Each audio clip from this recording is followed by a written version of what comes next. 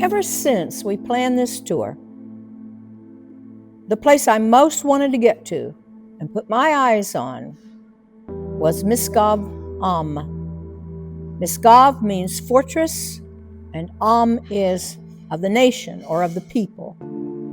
Since the 1990s, I brought groups to see from this kibbutz what you can see from nowhere else.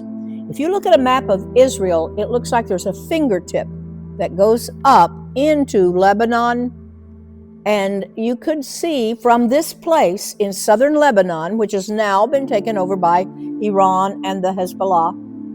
But in recent years, and coming all the way back from the 90s, we've looked into, you could literally, like, just a fence was there, and right across the way were these, in recent years, what looked like very nice, very fine houses.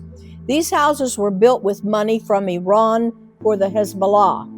And they were actually places that families lived there. They lived in each of the houses, but they were weapons caches.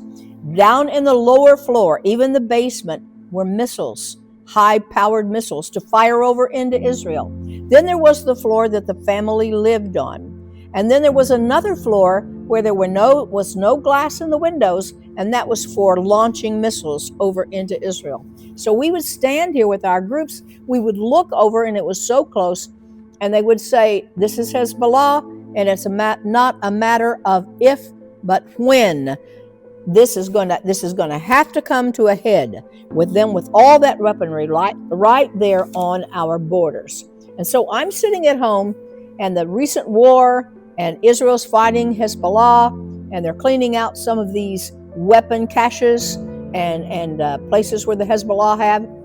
And I heard the name of this village, El Aladesa, and I knew that the IDF had gone in and destroyed it, had blown up those weapons caches. So I wanted to see, and I came back, and I'm showing you now in this slideshow what we saw. The IDF came in, and you know what they told us happened? They said that these Hezbollah people heard, and they'd seen what Israel did to the Hamas, and so they fled, they ran away. And when they ran away, then the IDF went in and blew up the houses where all the weapons were. Missiles, hundreds of thousands of missiles were held by the Hezbollah.